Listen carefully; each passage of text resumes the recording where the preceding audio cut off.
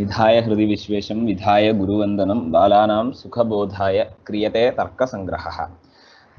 ഇന്നലെ പറഞ്ഞ കാര്യങ്ങൾ നോക്കിയോ വീണ്ടും?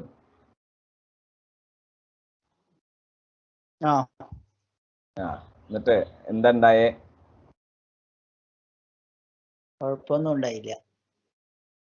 എവിടെയും തോന്നിയില്ല സംശയം? സംശയമായിട്ട് അവിടെ ഇരിക്കട്ടെ, ഒരു മിനിറ്റ്. അതിനു മുമ്പ് നമ്മൾ ഇന്നലെ പഠിപ്പിച്ച സാധനങ്ങൾ ഓർമ്മ ഉണ്ടോന്ന് ആദ്യം നോക്കണമല്ലോ. അപ്പൊ ആരാ ലക്ഷണം എന്ന് പറഞ്ഞാൽ എന്താന്ന് ആരെങ്കിലും ഒരാൾ പറയാ?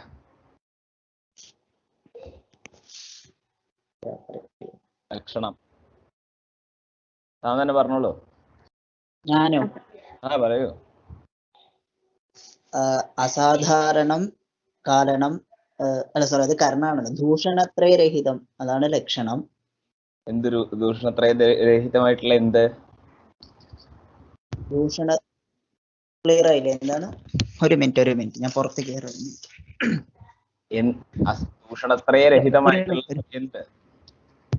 ദൂഷണത്രയരഹിതമായിട്ടുള്ള കാരണമാണ് ലക്ഷണം. അത് ശരി. കാരണം ഒരു മിനിറ്റ്. അസാധാരണം ലക്ഷണം തിരിച്ചറിയാൻ പറ്റാത്തതാണ്. ഒരു മിനിറ്റ്. അസാധാരണമായിട്ടുള്ള ധർമ്മം അസാധാരണമായിട്ടുള്ള ധർമ്മമാണ് ലക്ഷണം എന്ന് പറയുന്നത്. ആ അസാധാരണ എന്ന് പറയുന്നത് ദൂഷണത്രയങ്ങളാണ്, ദൂഷണത്രയരഹിതങ്ങളാണ് ആവണം. ആ ദൂഷണത്രയം വാക്കിന്റെ അർത്ഥാണത്. അസാധാരണം എന്ന വാക്കിന് എന്താ അർത്ഥം എന്ന് ചോദിച്ചു കഴിഞ്ഞാൽ ദൂഷണത്രയരഹിതം എന്നാണ്. ആ ദൂഷണത്രയം എന്ന് ഉദ്ദേശിക്കുന്നത് അതിവ്യാപ്തി, അവ്യാപ്തി. അടുത്ത ആൾക്കുള്ള ചോദ്യമാണ്. അടുത്ത ആൾക്കാർ പറയട്ടെ. അടുത്ത ആള് പറയാ ധർമ്മ എന്ന് പറഞ്ഞു കഴിഞ്ഞാൽ എന്താ? ആരാ അടുത്ത ആള്? ആരെയും കാണാനില്ലല്ലോ. അത് ശരി. വർത്തിപദാർത്ഥ. എന്ന് വെച്ചാൽ മലയാളത്തിൽ എന്താ പറയാ? വർത്തിക്കുന്ന ഒരു പദാർത്ഥം, ഉള്ളതായിട്ടുള്ള. അത് ഇന്നതേ പാടുള്ളൂ എന്നുണ്ടോ?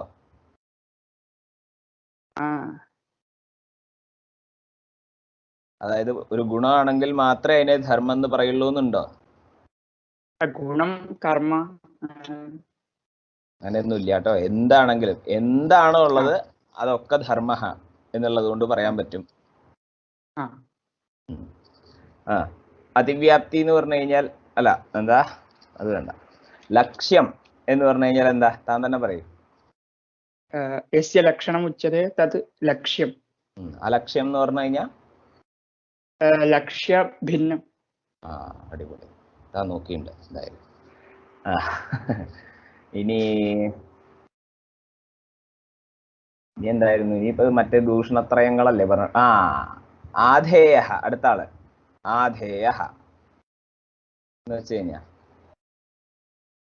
എവിടെ ഉമ്മയുടെ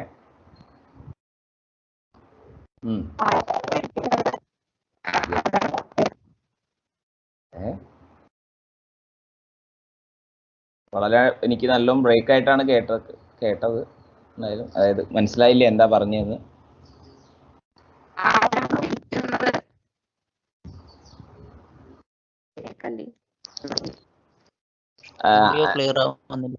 വേറെ സാറില്ല, എന്നാ വേറെ ആരെങ്കിലും പറഞ്ഞോളൂ. അത് പുറത്തേക്കേറ്റ് നിൽക്കുന്ന സൗണ്ട് ശരിയാവുകയാണെന്നുണ്ടെങ്കിൽ ഉമ്മ പറഞ്ഞോളൂ, ഇല്ലാണ്ടെങ്കിൽ വേറെ ആരെങ്കിലും ഒരാൾ പറഞ്ഞോളൂ. വല്ലാണ്ട് ബ്രേക്ക് ആവുന്നുണ്ട്. എനിക്ക് സംശയമുണ്ട്, എൻ്റെ ആണോ എന്നൊരു സംശയം തോന്നുന്നു കുറച്ച് കഴിഞ്ഞാൽ. ഞാൻ പറയാ ഒരാള്. ശരി, ഇപ്പൊ ആരെങ്കിലും ഒരാൾ പറയും. നമുക്ക് എന്നിട്ട് നമുക്ക് തുടങ്ങാം. ആധേയം എന്ന് പറഞ്ഞു കഴിഞ്ഞാൽ എന്താണ്? അധികരണം എന്താണ്?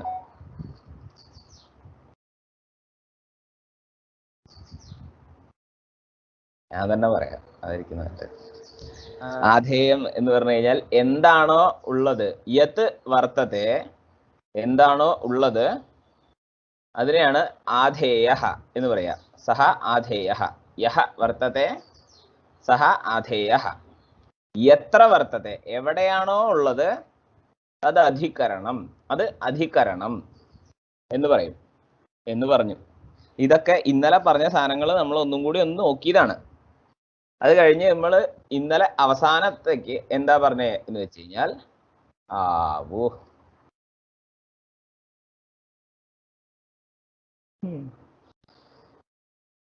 എല്ലാവർക്കും കേൾക്കണില്ല എന്നുണ്ടോ? ചേട്ടാ ഇവിടെ കേൾക്കുന്നില്ല, അതായത് എനിക്ക് കേൾക്കുന്നില്ല. അങ്ങ് കുറച്ച് അങ്ങോട്ടും ഇങ്ങോട്ടും ഒന്ന് നീങ്ങിയിട്ട് നോക്കുക. ഇപ്പൊ അല്ലാണ്ട് എന്താ ചെയ്യാ? ഇവർക്ക് ബാക്കിയുള്ളവർക്ക് കേൾക്കണ സ്ഥിതിക്ക് ഞാൻ ഇവിടുന്ന് അനങ്ങിയ ചിലപ്പോൾ ഉള്ളതും കൂടി അങ്ങോട്ട് പോയിന്ന് വരും. അതുകൊണ്ടാണ്. അപ്പോ ഇന്നലെ അവസാനം നമ്മൾ എവിടെയാ പറഞ്ഞു നിർത്തിയെന്ന് വെച്ച് കഴിഞ്ഞാൽ തത്ര ഗന്ധവതി പൃഥിവി എന്ന് പറഞ്ഞു. അതിവിടെ ഒരു നിയമം ഞാൻ പറഞ്ഞിട്ടുണ്ടായിരുന്നു, തദ്വത്വം തദേവ എന്ന്. അതായത് ഏതൊരു പദാർത്ഥത്തിന്റെ കൂടെയാണോ മതുപ്പ് ചേർക്കുന്നത്, അപ്പോ ആ പദാർത്ഥത്തോട് കൂടിയത് എന്നുള്ള അർത്ഥം വരും. അപ്പൊ ഗന്ധ ശബ്ദം കഴിഞ്ഞിട്ട് മതുപ്പ് പ്രത്യയം വന്നു കഴിഞ്ഞു കഴിഞ്ഞാൽ അപ്പൊ ഗന്ധവത് എന്നുള്ള പദം പറയുന്നതിന് ഗന്ധത്തോട് കൂടിയത് എന്നാണ് അർത്ഥം വരിക. ആ ഗന്ധവത് എന്ന് പറഞ്ഞു കഴിഞ്ഞു കഴിഞ്ഞാൽ ഗന്ധത്തിന്റെ അധികരണം എന്നർത്ഥമായി. അതാണ് പൃഥിവി എന്ന് പറഞ്ഞു. ഇപ്പോ ഗന്ധവത് പൃഥിവി എന്നായി. അത് കഴിഞ്ഞിട്ട് ഈ ഗന്ധവത് പൃഥിവി എന്ന് പറയുമ്പോ ആ ഗന്ധവതായിട്ടുള്ള പൃഥിവിയില് ഗന്ധവത്വം എന്ന് പറയുന്ന ഒരു ധർമ്മം ഉണ്ടാവും. അതായത് എങ്ങനെയാണോ ഘട്ടത്തില് ഘട്ടത്വം എന്ന് പറയുന്ന ഒരു ധർമ്മം ഉണ്ടാവുന്നത്, എങ്ങനെയാണോ പൃഥിവി എന്ന് പറയുമ്പോൾ പൃഥിവിത്വം എന്ന് പറയുന്ന ഒരു ധർമ്മം ഉണ്ടാവുന്നത്, അതേപോലെ ഗന്ധവത് എന്ന് പറയുമ്പോൾ അതില് ഗന്ധവത്വം എന്ന് പറയുന്ന ഒരു ധർമ്മം ഉണ്ടാവും. അപ്പോ ഈ നിയമം കൊണ്ട് എന്താ പറയുന്നത് എന്ന് വെച്ച് കഴിഞ്ഞാൽ, തദ്വത്വം തദേവ എന്നുള്ള നിയമം കൊണ്ട് എന്താണ് പറയുന്നത് എന്ന് വെച്ച് കഴിഞ്ഞാൽ, ഈ ഗന്ധവത്വം എന്ന് പറഞ്ഞു കഴിഞ്ഞു കഴിഞ്ഞാൽ അത് ഈ പൃഥിവിയിലുള്ള ഗന്ധം തന്നെയാണ്, അതിൽ നിന്ന് വേറൊരു വസ്തു അല്ല. മഹേശ്വരനെ ഞാനൊന്ന് മ്യൂട്ടാക്കാണ്, വല്ലാണ്ട് ബഹളം വരുന്നു.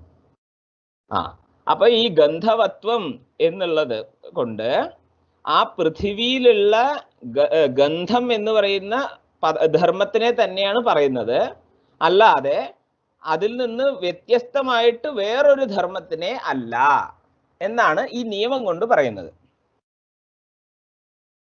ആശയം മനസ്സിലായോ?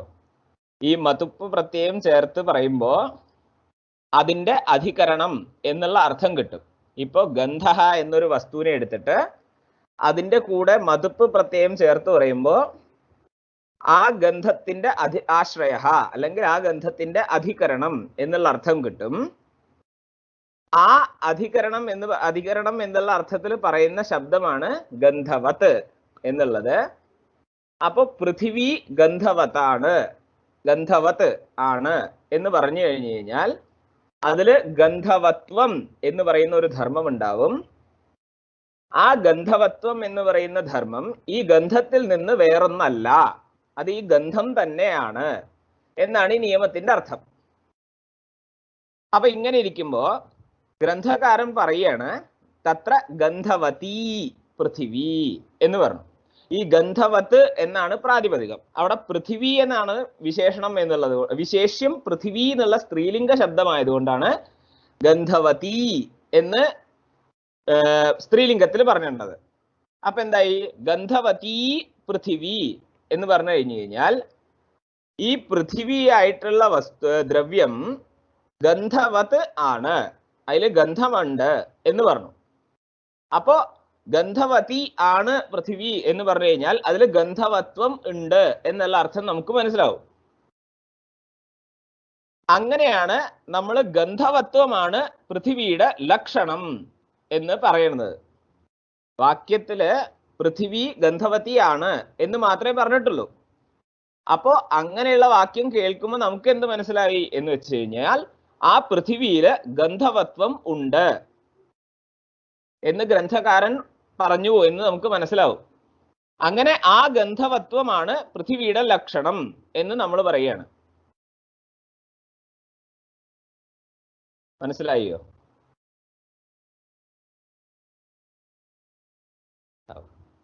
കേൾക്കണില്ലേ? വീണ്ടും പോയോ? അല്ല ശരി. എന്റെ സൗണ്ട് കട്ടാവുകയാണെന്നുണ്ടെങ്കിൽ പറയണം കേട്ടോ. ഞാൻ ചിലപ്പോ ഇങ്ങനെ പറഞ്ഞോണ്ടിരിക്കും, കുറച്ച് കഴിഞ്ഞിട്ടായിരിക്കും നിങ്ങൾ പറയണ്ടാവുക കേട്ടില്ലാന്നേ. വയ്യ. അപ്പൊ തത്ര ഗന്ധവതി പൃഥിവി എന്നുള്ള അവിടുന്ന് ഗന്ധവത്വം ആണ് പൃഥിവിയുടെ ലക്ഷണം എന്ന് നമ്മൾ മനസ്സിലാക്കി. ഇനി നോക്കുക, ഈ ഗന്ധവത്വം പൃഥിവിയുടെ ലക്ഷണമാണ് എന്ന് പറയണമെന്നുണ്ടെങ്കിൽ നമുക്ക് ഇന്നലെ നമ്മൾ പറഞ്ഞ പോലെ ഈ 3 ദോഷങ്ങള് ആ ലക്ഷണത്തിൽ ഇല്ല എന്ന് പറയണം. അപ്പൊ അതാണ് വെറുതെ ഒന്ന് നിങ്ങൾ ചിന്തിച്ചു നോക്കൂ എന്ന് ഞാൻ പറഞ്ഞിട്ടുണ്ടായിരുന്നത്. ഇപ്പൊ നോക്കൂ, ഈ പൃഥിവി അല്ലാതെ വേറെ എവിടെയെങ്കിലും ഗന്ധം അനുഭവിക്കാൻ പറ്റുന്നുണ്ടോ? നമുക്ക് അനുഭവപ്പെടുന്നുണ്ടോ? പൃഥിവി അല്ലാതെ വേറെ എവിടെയെങ്കിലും? ഉറപ്പാണോ? അപ്പോ ആ ലക്ഷ്യത്തില് ലക്ഷണമായിട്ട് പറയാൻ ഉദ്ദേശിക്കുന്ന ആ ധർമ്മം ഇല്ല എന്ന് പറയാൻ പറ്റില്ലേ? അപ്പൊ അലക്ഷ്യവൃത്തിത്വം എന്ന് പറയുന്ന ആദ്യത്തെ ദോഷം ഈ ഗന്ധവത്വം എന്ന് പറയുന്ന ലക്ഷണത്തിൽ ഇല്ല എന്ന് പറയാൻ പറ്റും. പൃഥിവി അല്ലാണ് ലക്ഷ്യം, ലക്ഷ്യമാണ് പൃഥിവി. ലക്ഷ്യത്തിൽ നിന്ന് ഭിന്നമായിട്ടുള്ളതിനെയൊക്കെ നമ്മൾ എന്താ പറയാ? അലക്ഷ്യം.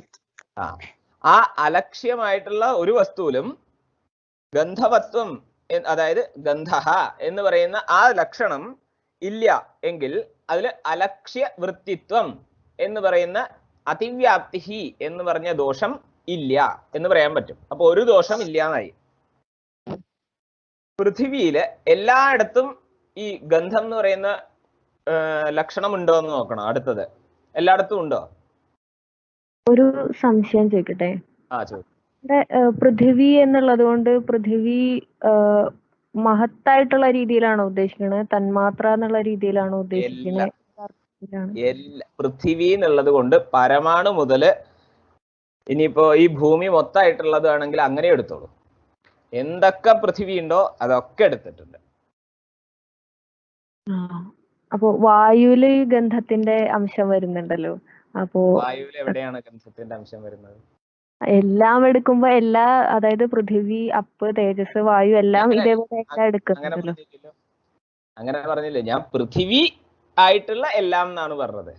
അതെ, പൃഥിവി എന്നുള്ളത് കൊണ്ട് പൃഥിവി ആയിട്ടുള്ള എല്ലാം എടുക്കുമ്പോ വായു എന്ന് പറയുമ്പോൾ വായുവുമായി ബന്ധപ്പെട്ട എല്ലാം എടുക്കുന്നുണ്ടല്ലോ. വായുമായിട്ട് ബന്ധപ്പെട്ട എല്ലാം എടുക്കാൻ പാടില്ല, വായുവായിട്ടുള്ള എല്ലാം എടുത്തോളൂ.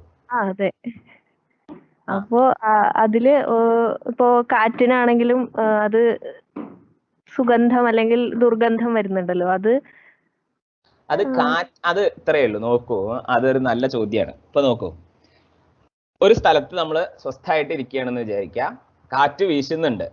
ഇപ്പൊ നമുക്ക് മണമൊന്നും വരില്ല. അതേസമയം ആ കാറ്റ് വീശുന്ന ഭാഗത്ത് ആ വീശുന്ന കാറ്റിന്റെ ആ ഒരു വഴി ഉണ്ടല്ലോ, ആ വഴിയില് ഒരു പൂ ഉണ്ട് എന്നുണ്ടെങ്കിൽ ആ കാറ്റിന്റെ കൂടെ നമുക്ക് ആ പൂവിന്റെ സുഗന്ധം കിട്ടുക അല്ലേ? ആ കാറ്റ് പൂവിനെ തട്ടിയിട്ട് വരുമ്പോഴാണ് നമുക്ക് സുഗന്ധം വരുന്നത്. അതേ വേസ്റ്റിനെ തട്ടിയിട്ടാ വരുന്നതെന്നുണ്ടെങ്കിൽ ദുർഗന്ധം വരും. അപ്പൊ സ്വാഭാവികമായിട്ട് നോക്കുമ്പോ കാറ്റിന് അല്ല സ്മെല്ല്, അത് വരണ വഴിയിലുള്ള പൃഥിവികൾ ഉണ്ടല്ലോ, പൂവ് അല്ലെങ്കിൽ വേസ്റ്റ്, അങ്ങനെയുള്ള പൃഥിവി ഉണ്ടല്ലോ, അതിന്റെയാണ് സ്മെല്ല്. അപ്പൊ അതിന്ന് നമുക്ക് എന്താ മനസ്സിലാവുക വെച്ച് കഴിഞ്ഞാൽ, വായുവിന് സ്മെല്ലില്ല, നമുക്ക് ഗന്ധമില്ല. അതേസമയം വായുവിനും പൃഥിവിക്കും തമ്മിലൊരു സംബന്ധം ഉണ്ടാവുമ്പോ അവിടെ അപ്പൊ വായുവിനാണ് സ്മെല്ല് എന്ന് നമ്മൾ വിചാരിക്കണു. നമ്മൾക്ക് അങ്ങനെ തോന്നുകയാണ് വേണമെങ്കിൽ പറയാം.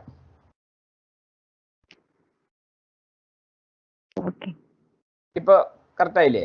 ഇല്ല വീണ്ടും എന്തെങ്കിലും വേറെ എന്തെങ്കിലും ഉദാഹരണം വേറെ എന്തെങ്കിലും പറയണമെന്നുണ്ടെങ്കിൽ എന്താ ചെയ്യാ? വെള്ളത്തിന് എന്തെങ്കിലും ഇതേപോലെ തന്നെ അത് വേണ്ട, അത് പിന്നെ പറയാം. വെള്ളത്തിന് മധുരം ആണ് ടേസ്റ്റ് എന്ന് കുറച്ച് കഴിഞ്ഞാൽ പറയും.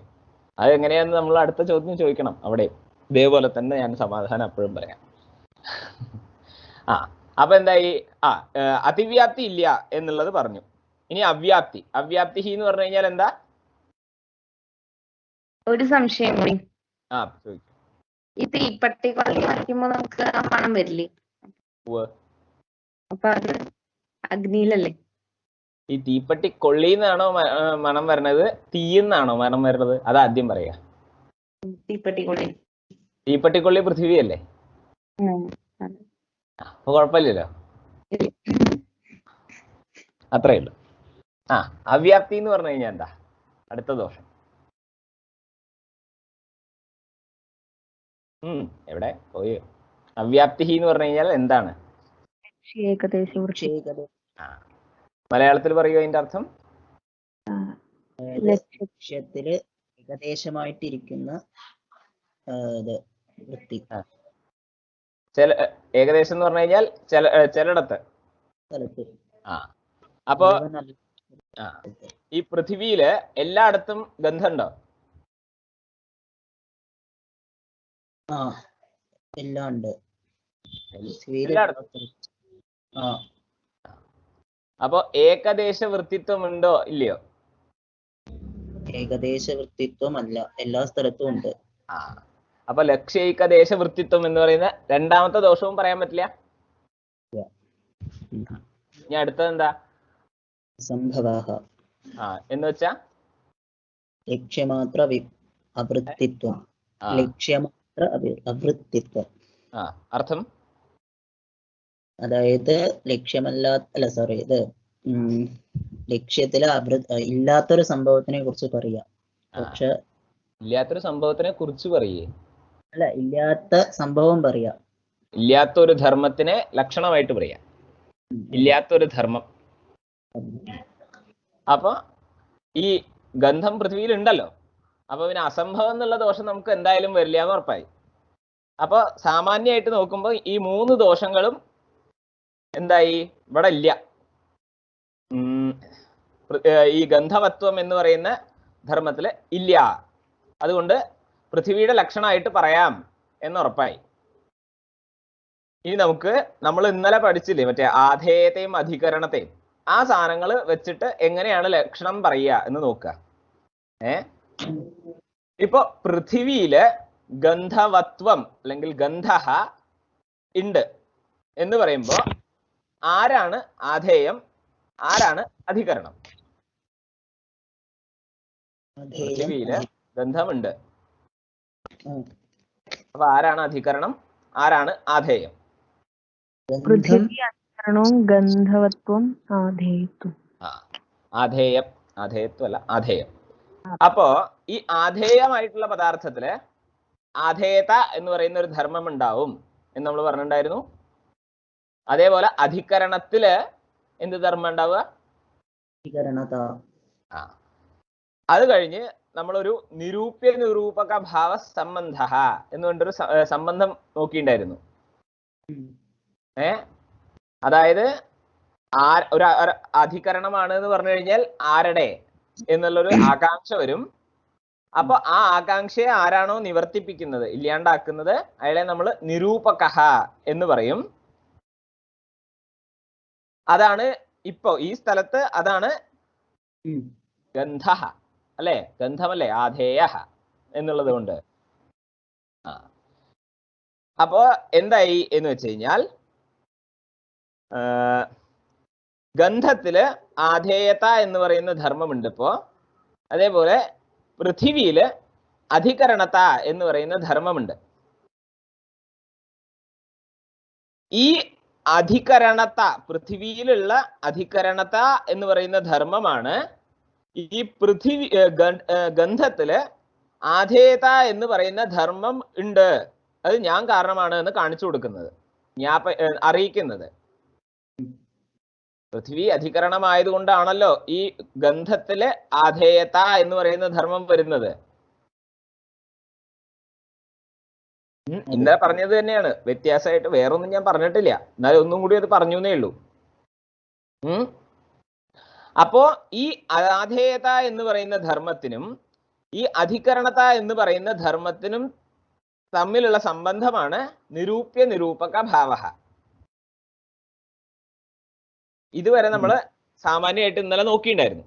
ഇനി ജസ്റ്റ് നമ്മൾ ശാസ്ത്രത്തില് ഗന്ധത്തില് ആധേയത ഉണ്ട്, എന്താണ് ഗന്ധത്തിലുള്ളതായിട്ടുള്ള ആധേയത എന്നുള്ള ഈ വാക്യം ഉണ്ടല്ലോ, ഗന്ധത്തിലുള്ളതായിട്ടുള്ള ആധേയത എന്നുള്ള അർത്ഥത്തില് ഗന്ധനിഷ്ഠ എന്നുള്ള ഒരു ശബ്ദം പറയും, നിഷ്ഠ എന്നൊരു ശബ്ദം പറയും. ഗന്ധവൃത്തി, ഗന്ധത്തിലുള്ളതായിട്ടുള്ള എന്നുള്ള അർത്ഥത്തില്. അപ്പോ ഗന്ധത്തിൽ ഇപ്പൊ എന്താ ഉള്ളത്? ആധേയത എന്ന് പറയുന്ന ധർമ്മമാണുള്ളത്.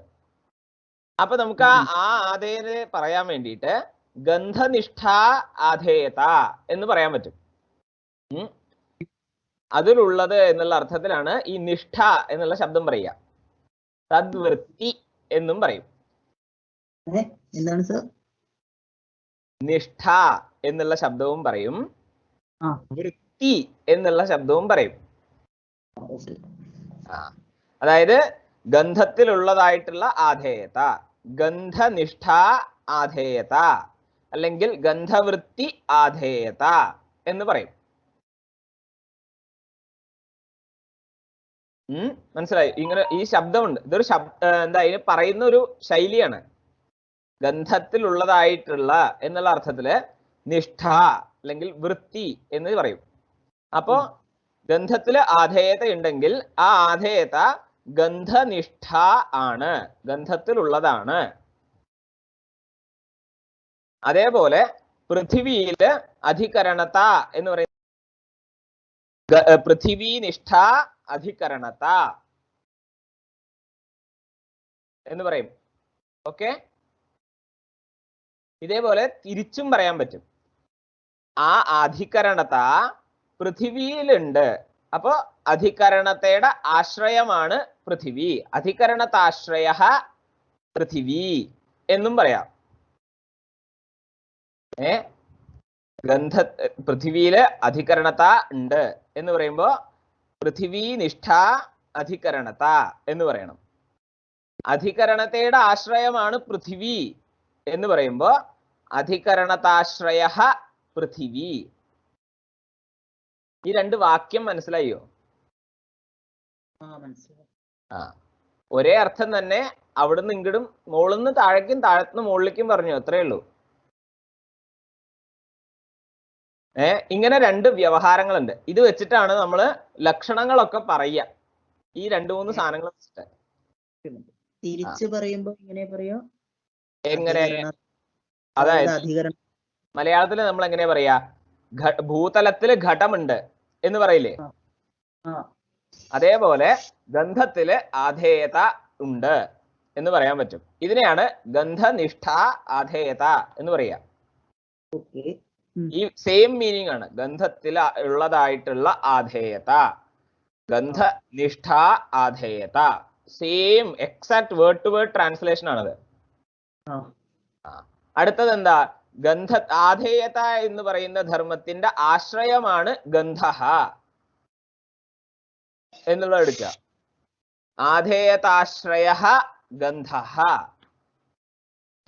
ആശ്രയ എന്നുള്ളത് ഞാൻ ഇന്നലെ പറഞ്ഞു തന്നില്ലേ, അധികരണം എന്നുള്ള അതേ അർത്ഥം തന്നെയാണ് എന്ന്.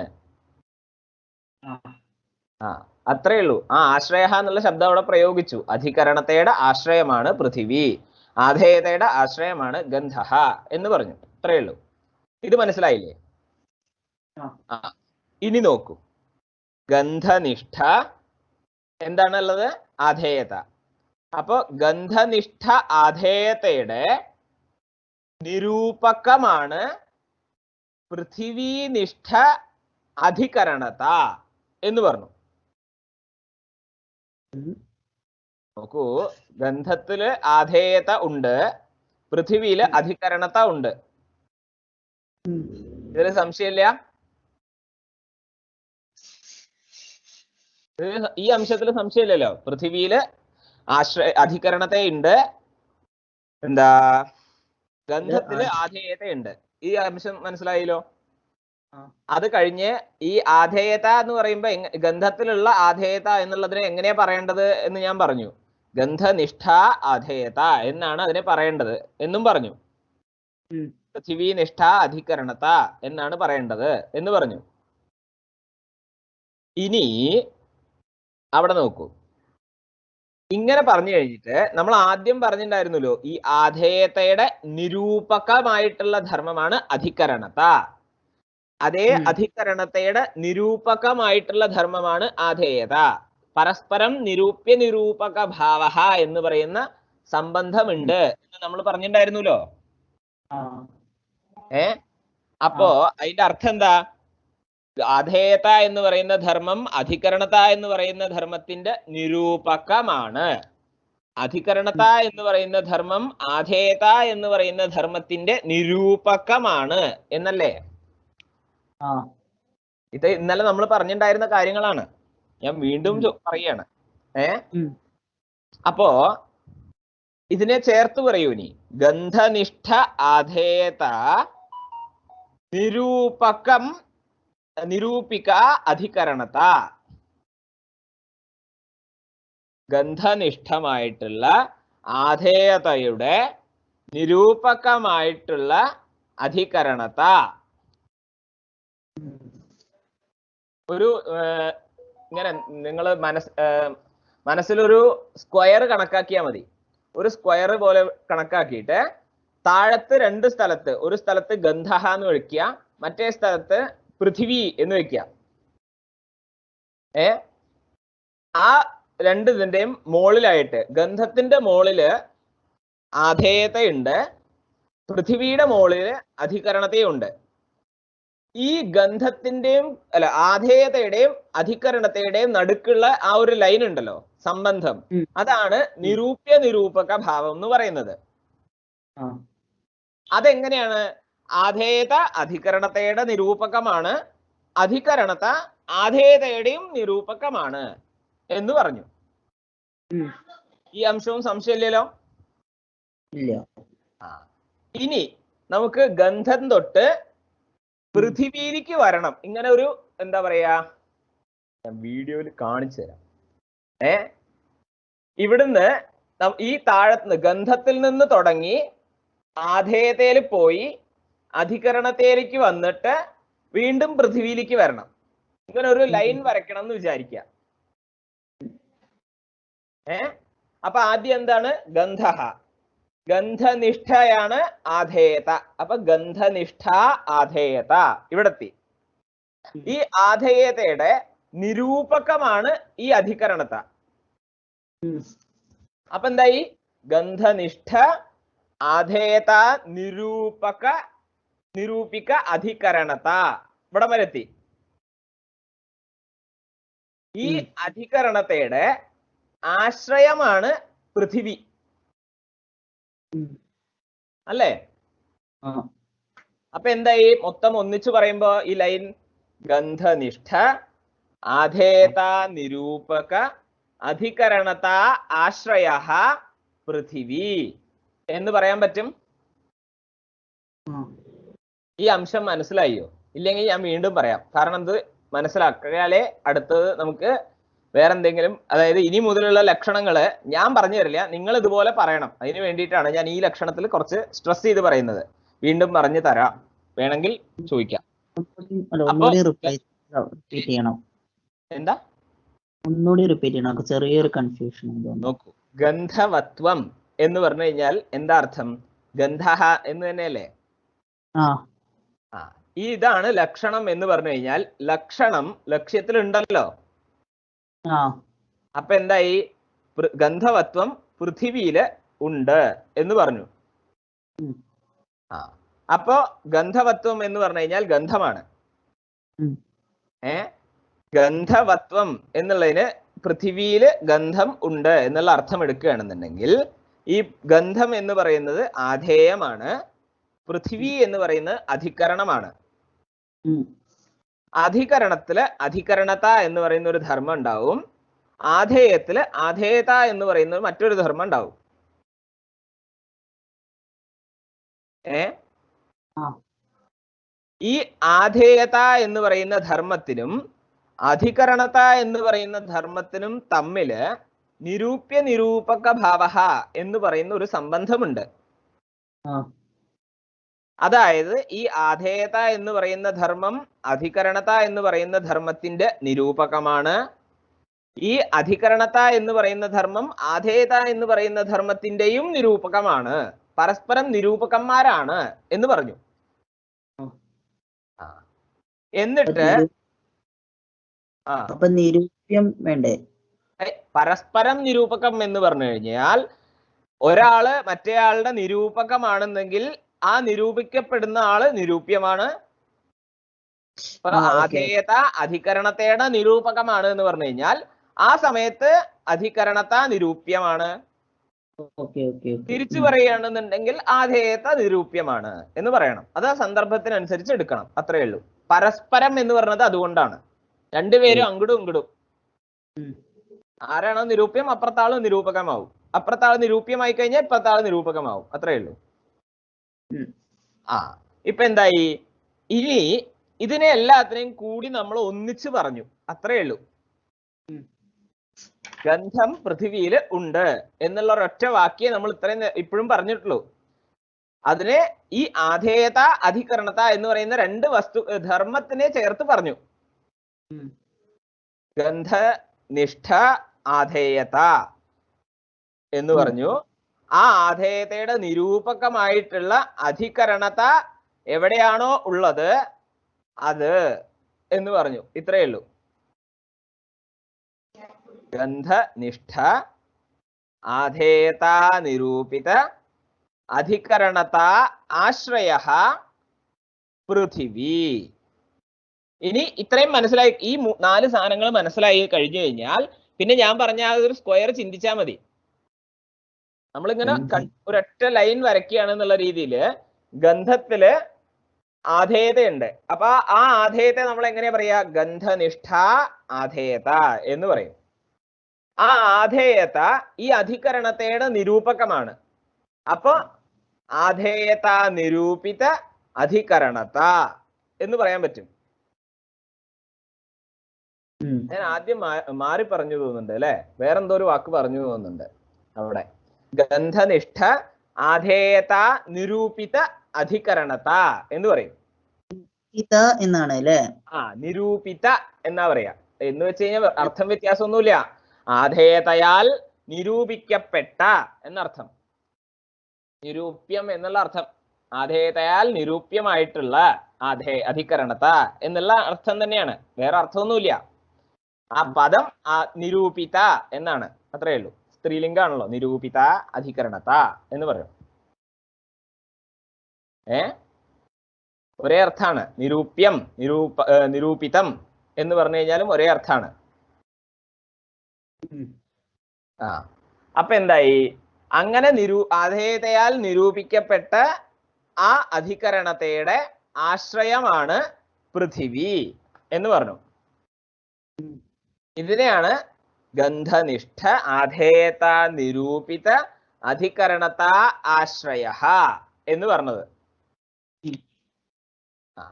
അപ്പൊ എന്തായി? ഗന്ധവത്വം എന്ന് പറഞ്ഞു കഴിഞ്ഞാൽ എന്താണ് എന്ന് ചോദിച്ചു കഴിഞ്ഞാ ഇങ്ങനെ പറയണം. ഗന്ധനിഷ്ഠ ആധേയത നിരൂപിത അധികരണതാശ്രയത്വം.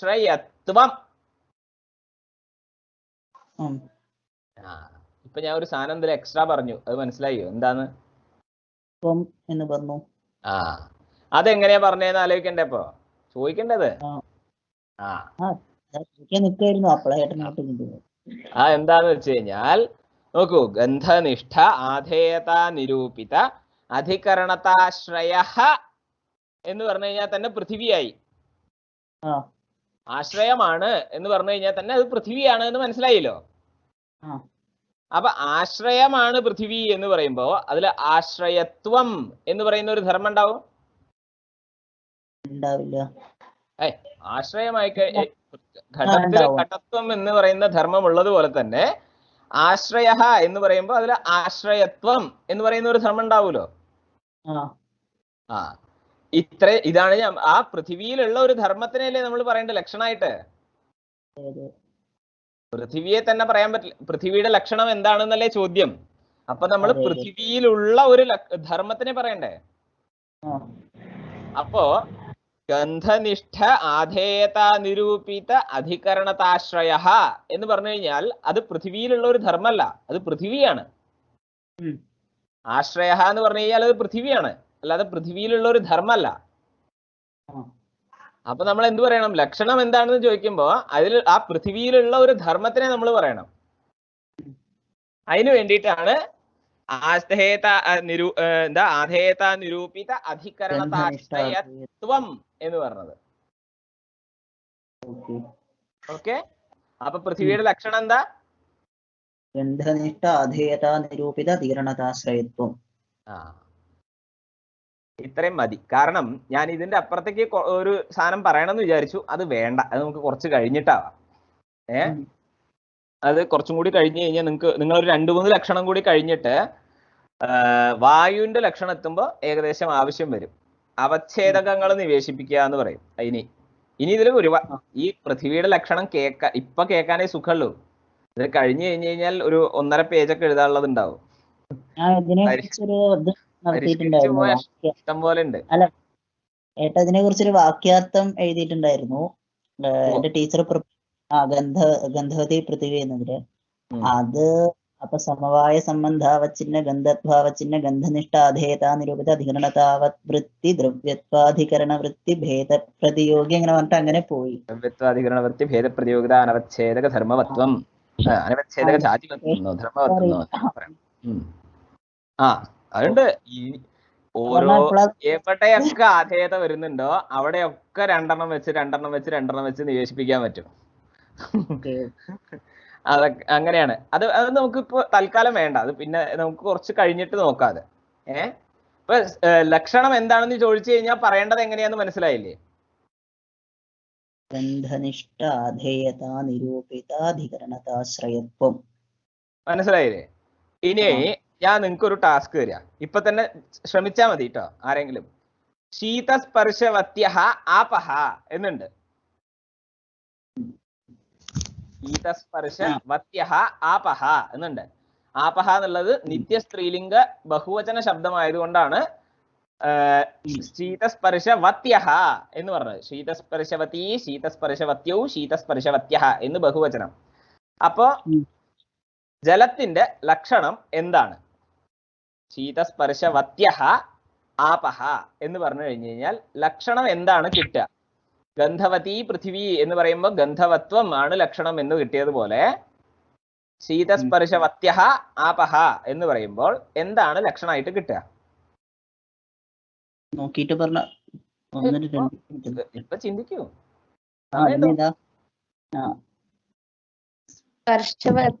ആധേയത നിരൂപിത അധികരണത ആശ്രയത്വം ആപഹ. ഫസ്റ്റ് തൊട്ടൊന്ന് പറയും. സ്പർശവത്യം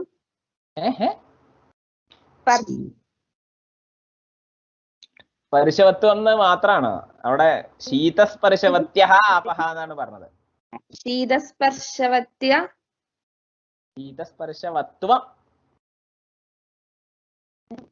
ശീതസ്പർശവത്യഃ എന്ന് പറയുന്നത് ബഹുവചനമാണ്. ശീതസ്പർശവത്ത് എന്നാണ് പ്രാതിപതികം.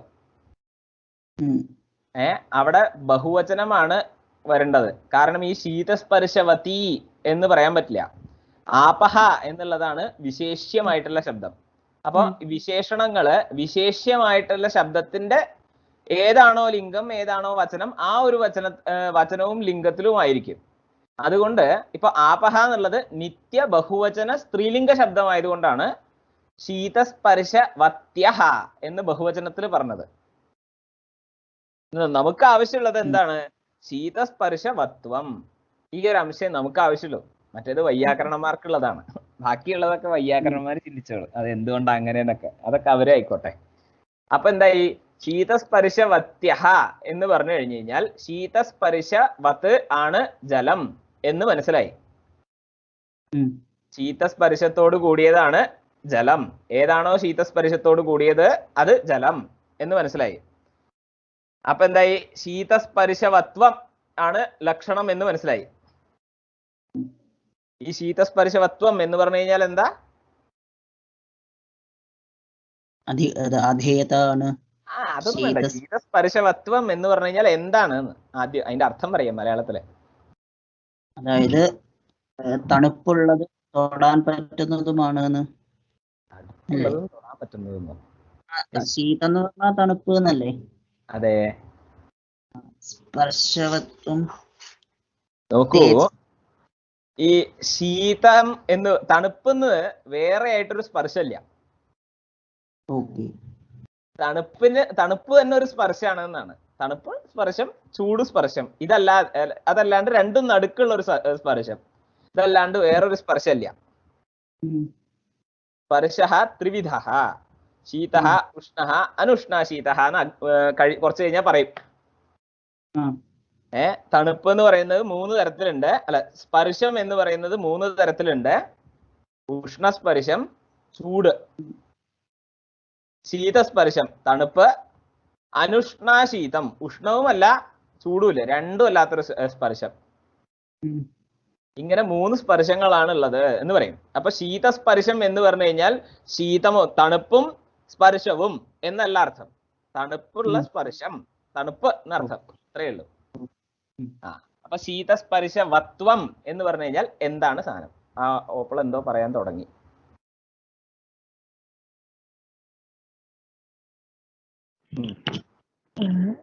ധർമ്മം എന്ന അല്ല, ശീതസ്പർശവത്വം ഒരു ധർമ്മമാണെന്ന് മനസ്സിലായി. അല്ലാണ്ട് ഞാൻ ഒരു നിയമം പറഞ്ഞിട്ടുണ്ടായിരുന്നല്ലോ. തദ്വത്വം തദേവ എന്നൊരു നിയമം പറഞ്ഞു തന്നിട്ടുണ്ടായിരുന്നു. അപ്പൊ ശീതസ്പർശവത്വം എന്ന് പറഞ്ഞു കഴിഞ്ഞാൽ എന്തായി? അതാണ് പറയേണ്ടത്. അപ്പൊ ശീതസ്പർശവത്വം എന്ന് പറഞ്ഞു കഴിഞ്ഞാൽ എന്താണ് എന്ന് ചോദിച്ചു കഴിഞ്ഞാൽ ശീതസ്പർശം തന്നെയാണ് എന്ന് ആദ്യം ഉത്തരം പറയണം.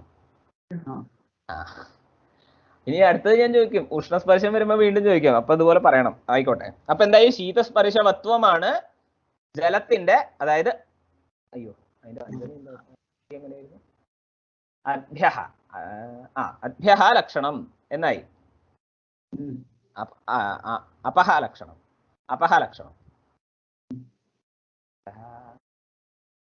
ഓർമ്മല്ലേ?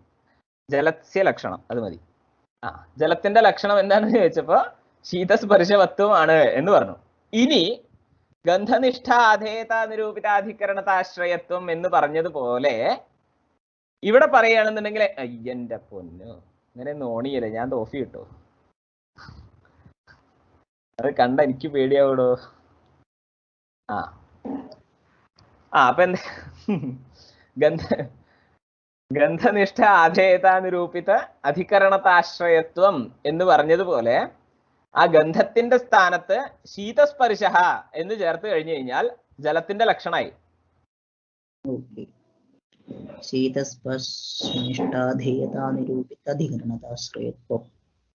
ഇതെന്തായി? ജലത്തിന്റെ ലക്ഷണം. പക്ഷേ ലക്ഷണം നമ്മൾ പറഞ്ഞു. ഇനി നമ്മൾ മറ്റേ ദോഷങ്ങൾ 3 ഉണ്ടോന്ന് നോക്കണ്ടേ? ഒന്ന് ആലോചിച്ച് നോക്കൂ. അതിവ്യാപ്തി വരുമോ? ഇല്ല. ഉറപ്പാണോ? ഉറപ്പാണ്. ടൈൽസിൽ കിടന്നാ എങ്ങനെ ഉണ്ടാവും? ടൈൽസില്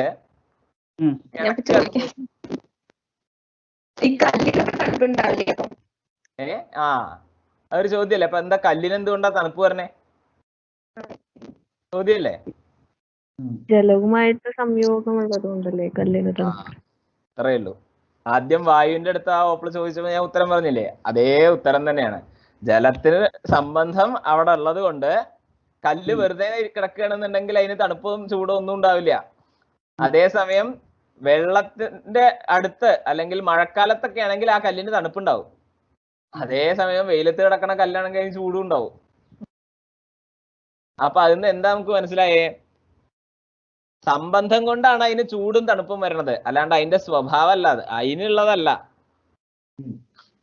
ആ കല്ല് കിടക്കണ സ്ഥലത്തിനനുസരിച്ചാണ് ഈ തണുപ്പും ചൂടൊക്കെ. അല്ലാണ്ട് കല്ല് വെറുതെ ഇരിക്കുമ്പോ അതിന് ചൂടും ഉണ്ടാവില്ല, തണുപ്പും ഉണ്ടാവില്ല. അപ്പൊ കല്ലിന് തണുപ്പ് തോന്നണത് വെറുതെയാണ്. ജലമുള്ളത് അവിടെ ജലമുള്ളത് കൊണ്ടാണ് എന്ന് കിട്ടി. വേറെ എവിടെയെങ്കിലും ഇതേപോലെ?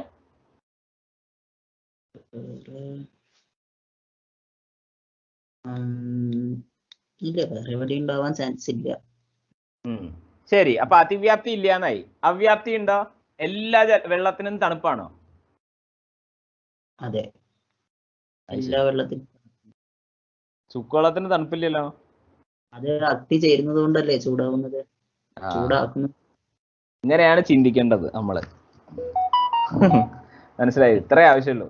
ഇത് ഈ ഒരു ലോജിക്കേ ആവശ്യമുള്ളൂ ശാസ്ത്രത്തിലെ. അപ്പൊ എന്തായി? തണുത്ത ജലവും ഇല്ലേ? എവിടെയാണ് ഉള്ളത്?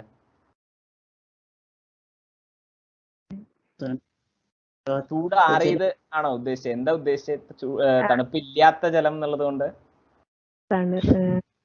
അതായത് തണുപ്പും ചൂടും ഇല്ലാത്ത ജലം ഉണ്ടല്ലോ, ചൂടാറിയ ജലമല്ല, അല്ലാതെ സാധാരണ ജലം. അതായത് ഉച്ചക്ക് പോയിട്ട് കൈ കഴുകണ സമയത്ത് അതിന് തണുപ്പ് തോന്നുന്നില്ല, അങ്ങനെയാണോ ഉദ്ദേശിച്ചത്? അങ്ങനെ, അതായത് പൈപ്പിൽ വരുന്ന വെള്ളത്തിന് തണുപ്പില്ല, ഫ്രിഡ്ജിലുള്ളതിന് തണുപ്പുണ്ട്, അങ്ങനെയാണോ ഉദ്ദേശിച്ചത്? അവിടെ നോക്കൂ, ഇത്രയേ ഉള്ളൂ ഉത്തരം. ഈ കുറച്ചു നേരം നമ്മുടെ കയ്യിനാണ് തണുപ്പുണ്ടോ ഇല്ലയോ എന്ന് അറിയാൻ പറ്റാത്തതാണ് എന്ന് പറയാൻ പറ്റുമോ അതിന് ഉത്തരം?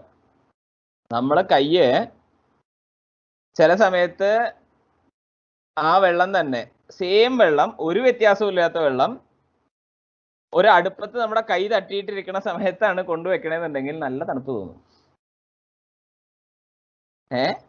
ആ തണുപ്പ് നമുക്ക് അറിയണില്ല. അതായത് നമ്മുടെ ശരീരത്തിലുള്ള ചൂട് കാരണം ആ തണുപ്പ് നമുക്ക് അങ്ങോട്ട് എന്താ പറയാ ഏഷണില്ല എന്ന് വേണേൽ പറയാം.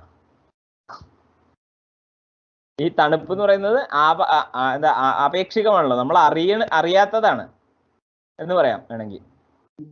മനസ്സിലായോ? എല്ലാവർക്കും തണുപ്പ് അറിയില്ല ചിലപ്പോ ഒരേപോലെ. ആ വെള്ളത്തിലുള്ള തണുപ്പ് നമ്മൾ അറിയാത്തതാണ്. ചിലപ്പോൾ അതേ വെള്ളം, ഇപ്പോൾ ഓപ്പിള് ഒരു വെള്ളം തൊട്ടു, ഇതിന് തണുപ്പില്ല എന്ന് പറയാണ്. അതേ വെള്ളം ചിലപ്പോൾ ഞാൻ തൊടുന്ന സമയത്ത് അയ്യോ ഇത് നല്ല തണുപ്പുണ്ടല്ലോ എന്ന് ഞാൻ പറഞ്ഞേക്കാം. അപ്പൊ ആ വെള്ളത്തിലുള്ള തണുപ്പ് ഓരോരുത്തരെ അറിയുന്നത് വ്യത്യസ്തമായിട്ടാണ്. അതുകൊണ്ട് അവിടെ തണുപ്പുണ്ട്, പക്ഷെ നമ്മളെ സംബന്ധിച്ച് എനിക്ക് അനുഭവിക്കാൻ പാകത്തിനുള്ള ഒരു തണുപ്പ് അതിലില്ല. അതുകൊണ്ട് അത് തണുപ്പില്ല എന്ന് ഞാൻ പറയണു. മനസ്സിലായോ? അപ്പൊ ആപേക്ഷികമായിട്ടുള്ള ഒന്നിനെ വെച്ചിട്ട് ലക്ഷണം പറയാൻ പറ്റുമോ? ആപേക്ഷികമായിട്ടുള്ളത് എന്ത്? അറിയണത് തണുപ്പ് അവിടെ ഉണ്ട്, ഒരേ തണുപ്പാണ് അവിടെ ഉള്ളത്. നോക്കൂ, ഞാൻ പറഞ്ഞത് ശ്രദ്ധിച്ചു വെക്കൂ. ആ വെള്ളം തന്നെയാണ്, അതിലൊരു തണുപ്പുണ്ട്. ആ തണുപ്പ് ഓപ്പിൾ അറിയണില്ല. അതെ. പക്ഷെ എന്നെ അപേക്ഷിച്ച് ഓപ്പിൾക്ക് ആ തണുപ്പ് അറിയണില്ല എന്നാണ് ഞാൻ പറഞ്ഞത്. ഓപ്പിളുടെ അറിവിനാണ് ഞാൻ ആപേക്ഷികം എന്ന് പറഞ്ഞത്. തണുപ്പ് ഒരേ തണുപ്പ് തന്നെയാണ്. എന്നെ അപേക്ഷിച്ച് നോക്കുമ്പോൾ അവിടെ കൂടുതൽ തണുപ്പുണ്ട് എന്ന് പറഞ്ഞു കഴിഞ്ഞാൽ എന്റെ ശരീരത്തിന് താങ്ങാവുന്നതിനേക്കാളും തണുപ്പ് അതിലുണ്ട് എന്നാണ് അർത്ഥം. ആ തണുപ്പിൽ അളവ് കൂടുകയും കുറയുകയൊന്നും ചെയ്യണില്ല. അതിലുള്ള തണുപ്പ് ഞാൻ അറിയുമ്പോൾ അത് കുറേ ഉള്ള പോലെ തോന്നും എനിക്ക്, വേറൊരാൾ അറിയുമ്പോൾ അത് കുറച്ചേ ഉള്ളൂ എന്ന് അയാൾക്ക് തോന്നും. മനസ്സിലായോ? അതായത് എന്താ അതിന് വേറൊരു ഉദാഹരണം പറയാ. ഒരു എന്താ ദരിദ്രനായിട്ടുള്ള ഒരാളെ അപേക്ഷിച്ച് 10 രൂപ എന്ന് പറയുന്നത് ഒരുപാടാണ്. പക്ഷെ അതേ 10 രൂപ ഒരു പണക്കാരന്റെ അടുത്ത് ചെല്ലുമ്പോഴേക്കും അയാൾക്ക് അത് വലിയ ഒരു വില ഉണ്ടാവില്ല, അത് ഇത്രയല്ലേ ഉള്ളൂ തോന്നും. 10 രൂപ എന്നുള്ളതിന് അതിന്റെ വാല്യൂ 10 തന്നെയാണ്. അത് 2 ആണെങ്കിലും 10 ഉള്ളൂ, 10ന്റെ വാല്യൂ ഉള്ളൂ. അത് 2 സ്ഥലത്താണെങ്കിലും. പക്ഷെ അത് ഒരാൾക്ക് കൂടുതലായിട്ട് തോന്നും, ഒരാൾക്ക് കുറവായിട്ട് തോന്നും. അതേപോലെ തണുപ്പ് എന്ന് പറയുന്നത് വെള്ളത്തിലുള്ള തണുപ്പ് തന്നെയാണ്. എന്നെ സംബന്ധിച്ച് കൂടുതലാണ്, ഓപ്പിളെ സംബന്ധിച്ച് കുറവാണ്, ഇത്രയേ ഉള്ളൂ. അപ്പൊ അവിടെ തണുപ്പ് ഉണ്ട്, എന്നാലും അപ്പൊ ശീതസ്പർശമുണ്ട്, അത്രേ ഉദ്ദേശിച്ചുള്ളൂ. അപ്പൊ എന്തായി? ശീതസ്പർശവത്വം ജലസ്യ ലക്ഷണം എന്ന് കഴിഞ്ഞു. ഇത് ഞാൻ ബാക്കി എന്തുകൊണ്ടാ പങ്ക്തി വായിക്കാത്തതെന്ന് വെച്ച് കഴിഞ്ഞാൽ, ബാക്കി പങ്ക്തിക്ക് പ്രത്യേകിച്ച് അർത്ഥം പറഞ്ഞു തരേണ്ട ആവശ്യമില്ല. മഹേശ്വരൻ ഒരു തവണ പറഞ്ഞു കഴിഞ്ഞു. തത്ര ഗന്ധവതി പൃഥിവി സാദ്വിവിധ അനിത്യ. ഇതൊന്നും ഞാൻ വീണ്ടും പറഞ്ഞു തരേണ്ട ആവശ്യമില്ലല്ലോ.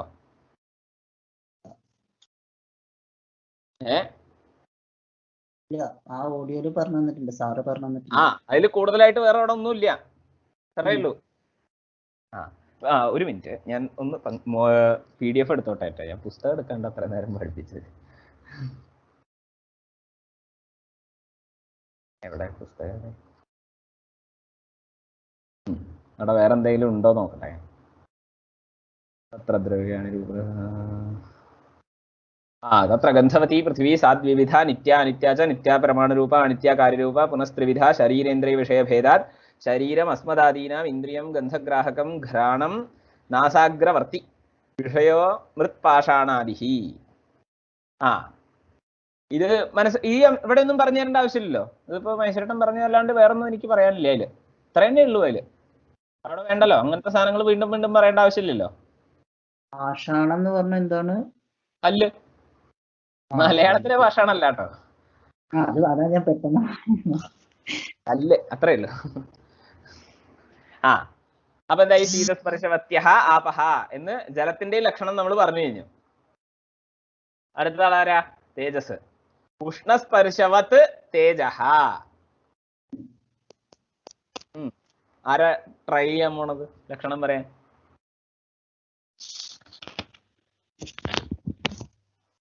ആർക്കാച്ചാ? കടന്നു വരൂ.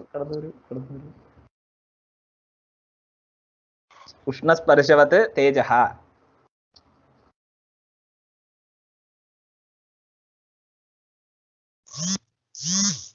പറയൂ, ഞാൻ പറയില്ല. ഇത് എല്ലാം ഞാൻ പറഞ്ഞു കഴിഞ്ഞാൽ നിങ്ങൾ അഭ്യസിക്കില്ല, നിങ്ങൾ ശീലിക്കില്ല. നിങ്ങൾ പറയണം ഉഷ്ണസ്പർശവത് തേജഹ.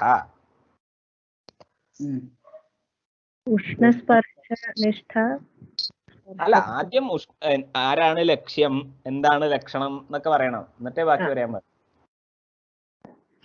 ലക്ഷ്യം തേജസ്. ലക്ഷണം ഉഷ്ണസ്പർശവത് തേജഹ. ലക്ഷണം അതാണോ? അത് ഉഷ്ണസ്പർശവത് തേജഹ, അത് മൂലപംക്തിയാണ്. ഉഷ്ണസ്പർശവത്വം. ഉഷ്ണസ്പർശവത്വം അതാണ് ലക്ഷണം. അത്രേ ലക്ഷണമുള്ളൂ. ബാക്കി അത് ഗ്രന്ഥത്തിൽ പറയാൻ വേണ്ടിയിട്ട് അദ്ദേഹം അങ്ങനെ പറഞ്ഞതാണ്. ഉഷ്ണസ്പർശവത് തേജഹ എന്ന് ഗ്രന്ഥത്തിൽ അദ്ദേഹം പറഞ്ഞാണ്. അതിന് നമുക്ക് ലക്ഷണം എങ്ങനെയാ കിട്ടുക? ഉഷ്ണസ്പർശവത്വം തേജസഹ ലക്ഷണം. ഓക്കെ, ബാക്കി ലക്ഷ്യമായി, ലക്ഷണമായി. ഇനി ഉഷ്ണസ്പർശവത്വം എന്ന് പറഞ്ഞു കഴിഞ്ഞാൽ എന്താണെന്ന് പറയണം. അതുപോലെ നേരത്തെ പറഞ്ഞതുപോലെ ചൂടോട് കൂടിയ സ്പർശം. സ്പർശം, ചൂടോട് കൂടിയ സ്പർശമല്ല, ചൂട് അതൊരു സ്പർശമാണ്. ചൂട്, അത്രയേ ഉള്ളൂ. ഞാൻ പറഞ്ഞില്ലേ സ്പർശം 3 തരത്തിലുണ്ട്. ചൂട്, തണുപ്പ്, രണ്ടും അല്ലാത്തത്.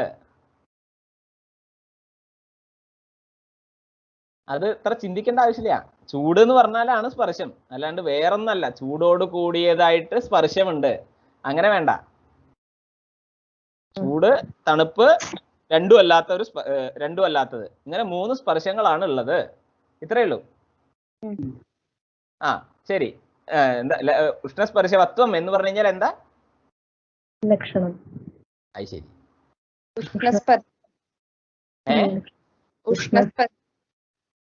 ചൂട്. ഉഷ്ണസ്പർശഃ. ആ നിയമം മറന്നു പോകരുത്. ഉഷ്ണസ്പർശവത്വം എന്ന് പറഞ്ഞു കഴിഞ്ഞാൽ തദ്വത്വം തദേവ എന്നുള്ള നിയമം കൊണ്ട് ഉഷ്ണസ്പർശം തന്നെയാണ്. തദ്വത്വം തദേവ. ഉഷ്ണസ്പർശവത്വം ഉഷ്ണസ്പർശ ഏവ.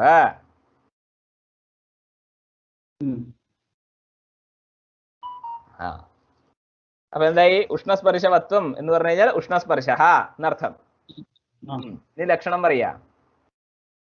അതായത് ഉഷ്ണസ്പർശം അല്ല, ആദ്യം ഉഷ്ണസ്പർശം എവിടെ ഉള്ള അതിവ്യാപ്തി വരുമോ? ഇല്ല. എന്തുകൊണ്ടാ? ചൂടുവെള്ളം ഉണ്ടല്ലോ. ചൂടുവെള്ളം ഉണ്ട്. വെയിലത്ത് കിടക്കണ കല്ലിന് നല്ല ചൂടുണ്ട്. ടൈൽസിനൊക്കെ എന്താ ചൂട് പുറത്തുള്ളത്? ഇതൊക്കെ ചൂടായിട്ട് മിക്സ് ചെയ്യുമ്പോഴല്ലേ, തേജസ്സായിട്ട് ഇത് ചെയ്യുമ്പോഴല്ലേ, കോമ്പിനേഷൻ ചെയ്യുമ്പോഴല്ലേ ചൂട് തോന്നുന്നത്. ചുടുവെള്ളമാണെങ്കിൽ വെള്ളം ചൂടാവുന്നത് ഈ തേജസ് കൊണ്ടാണല്ലോ. വെള്ളത്തിന് അവിടെ ചൂടാവുന്നില്ല. ചൂട് വരുന്നത് കൊണ്ടല്ലേ അവിടെ വെള്ളം വരുന്നത്. ചൂടാക്കിയാലേ വെള്ളം ചൂടാവുള്ളൂ, അല്ലാണ്ട് വെറുതെ ഇരിക്കുമ്പോ ചൂടാവില്ല. അതേപോലെ തന്നെ കല്ലും. അപ്പൊ എന്തായി? അതിവ്യാപ്തി ഇല്ല. എല്ലാ തേജസ്സിനും ചൂടുണ്ടോ? ആ ഉണ്ട്. അടുത്തത് ഇത് ഞാൻ ഈ ഒരു അംശം ഒന്ന് നിർത്തി വെക്കൂ കേട്ടോ. അത് കഴിഞ്ഞ ഞാൻ ഒരു ചോദ്യം കൂടി ചോദിക്കാനുണ്ട്. അടുത്തത് അസംഭവം വരില്ല എന്നുള്ള കാര്യം ഓക്കെ, അത് നമ്മൾ വിട്ടു. അസംഭവം ഒന്നും വരില്ല, എന്തായാലും ഉണ്ട്. തീയെ കൈവച്ച് കൊടുത്താൽ മതി അസംഭവം ആരെങ്കിലും പറഞ്ഞു കഴിഞ്ഞാൽ. അപ്പൊ എന്തായി? ദോഷങ്ങളൊന്നും ഇല്ല എന്ന് മനസ്സിലായി. അപ്പൊ ലക്ഷണം ആവാം എന്ന് മനസ്സിലായി. അപ്പൊ എന്തായി? ഇനി എന്ത് പറയണം? ഇനി എന്താണ് ലക്ഷണം, എങ്ങനെയാണെന്ന് പറയണം. ഉഷ്ണസ്പർശ നിഷ്ഠ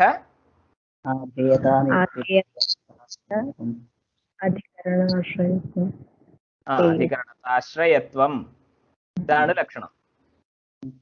ഇനി ആ പങ്ക്തി എടുക്കുക. ഉഷ്ണസ്പർശവത് തേജഃ തച്ചദ്വിവിധം നിത്യമനിത്യം ച നിത്യം പരമാണു രൂപം അനിത്യം കാര്യരൂപം തത് പുനസ്ത്രിവിധം ശരീരേന്ദ്രിയ വിഷയഭേദാത് ശരീരമസ്മദ ആദിത്യലോകെ പ്രസിദ്ധം ഇന്ദ്രിയം രൂപഗ്രാഹകം ചക്ഷുഃ കൃഷ്ണതാരാഗ്രവർത്തി വിഷയശ്ചതുർവിധ ഭൗമദിവ്യൗദര്യാകരജ ഭേദാത്. അതൊക്കെ കഴിഞ്ഞ അവസാനം ആകരജം സുവർണാദി എന്ന് പറഞ്ഞിട്ടുണ്ട്. തേജസ്സിന്റെ വിഷയം എന്ന് പറയുന്നത് 4 തരത്തിലുണ്ട്. ഭൗമം, ദിവ്യം, ഉദര്യം, ആകരജം എന്ന്. അതില് ആകരജം എന്ന് പറഞ്ഞു കഴിഞ്ഞാൽ സുവർണാദികളാണ് എന്ന് പറഞ്ഞു. അപ്പൊ സുവർണം തേജസ് ആണ് എന്നാണല്ലോ അതിന്റെ അർത്ഥം. സുവർണത്തിന് ചൂടുണ്ടോ? സുവർണം ഉദ്ദേശിച്ചത് സ്വർണ്ണാണോ? ഗോൾഡ്. അത് ഖനി എന്നല്ലേ ഉദ്ദേശിക്കുന്നത്? ഖനി, സുവർണാദി എന്ന് സാക്ഷാത് പറഞ്ഞുല്ലോ. സുവർണം മുതലായവ എന്ന് പറഞ്ഞു. നേരത്തെ ഈ തണുപ്പിന്റെ കാര്യം പറഞ്ഞ പോലെ അറിയാത്തതാണ്. എന്തുകൊണ്ടാണ് അറിയാത്തതെന്ന് പറയണം. ഈ ഗോൾഡ് ഉണ്ടല്ലോ, നമ്മള് ഗോൾഡ് എന്ന് പറഞ്ഞിട്ട് എടുക്കണ സാധനം ഗോൾഡ് മാത്രാവോ? അല്ല, അതില് കുറെ സാധനങ്ങൾ ഉണ്ടാവില്ലേ വേറെയും? പാർത്ഥിവമായിട്ടുള്ള കുറെ പദാർത്ഥങ്ങളൊക്കെ ചേർന്നിട്ടല്ലേ ഗോൾഡ് ആവുള്ളൂ. നമ്മൾ ഇടുന്ന ഗോൾഡ് എന്ന് പറയുന്ന സാധനം ആവുള്ളൂ. അപ്പൊ എന്തായി? ഈ ബാക്കിയുള്ള സാധനങ്ങളൊക്കെ കൂടി ചേർന്നപ്പോ അതിന്റെ ചൂട് പുറത്തേക്ക് വരുന്നില്ല. അതായത് ഉദ്ദേശിക്കുന്നത് ഈ സ്വർണ്ണ ഭൂമിയിൽ നിന്ന് എടുക്കുന്ന സ്വർണം തന്നെയാണോ ഉദ്ദേശിക്കുന്നത്? അതെ അതെ അതെ. കുഴിച്ചിട്ട് എടുക്കൂല നമ്മള് സ്വർണം. കുഴിച്ചിട്ടാണല്ലോ ഈ സ്വർണ്ണമൊക്കെ കിട്ടുക. അപ്പോ തോന്നുന്നുണ്ടോ? എനിക്ക് തോന്നുന്നില്ല.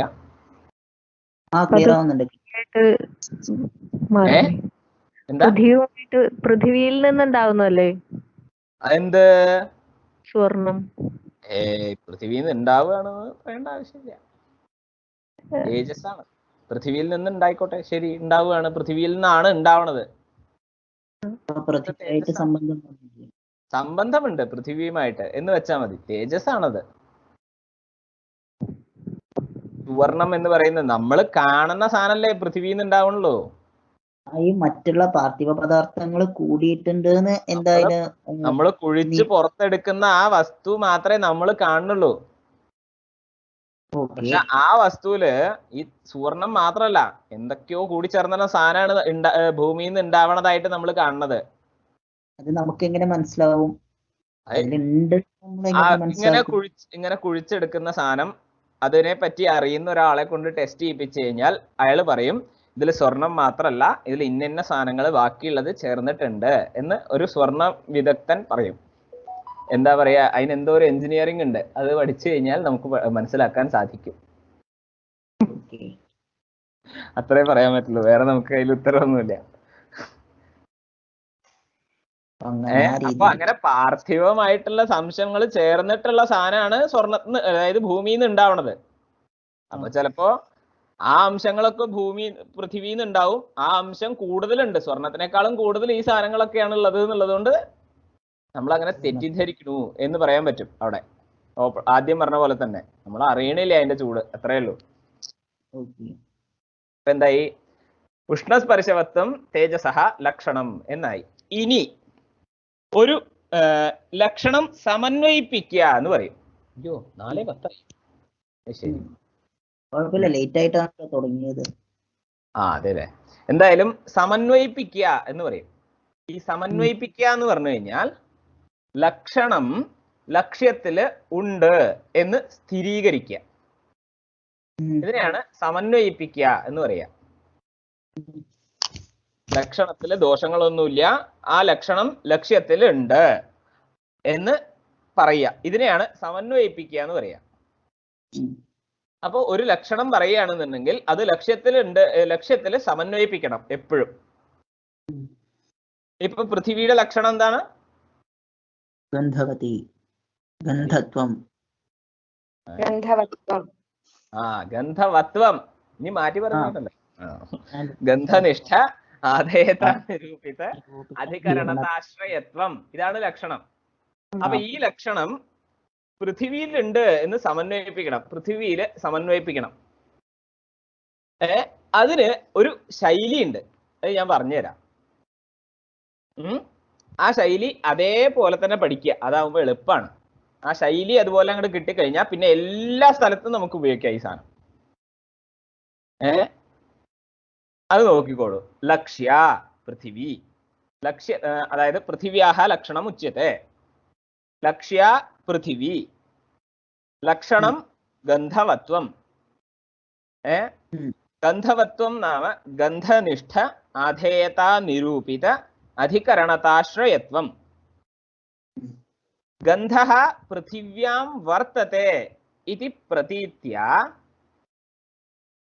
ഗന്ധനിഷ്ഠ ആധേയതാ നിരൂപിത അധികരണതാശ്രയത്വം. അല്ല, ഒരു മിനിറ്റ്, അങ്ങനെയല്ല. ഗന്ധഃ പൃഥിവ്യാം വർത്തത്തെ ഇതി പ്രതീത്യ ഗന്ധനിഷ്ഠ ആധേയതാ നിരൂപിത അധികരണതാശ്രയഃ ഭവതി പൃഥിവി. അതഃ ഗന്ധനിഷ്ഠ ആധേയതാ നിരൂപിത അധികരണതാശ്രയത്വം പൃഥിവ്യാം വർത്തത്തെ ഇതി കൃത്വ ലക്ഷണ സമന്വയഃ. ഇതൊരു ശൈലിയാണ്. അതായത് ആദ്യം എന്തിന്റെയാണ് ലക്ഷണം പറയുന്നത് എന്ന് പറയാ. പൃഥിവ്യാഹ ലക്ഷണം ഉച്യത്തെ. എന്നിട്ട് ലക്ഷ്യം എന്താണെന്ന് പറയാ. ലക്ഷ്യ പൃഥിവി എന്ന് പറയാ. അത് കഴിഞ്ഞിട്ട് ലക്ഷണം എന്താണെന്ന് പറയാ. ഗന്ധവത്വം പൃഥിവ്യാഹ ലക്ഷണം. അത് കഴിഞ്ഞിട്ട്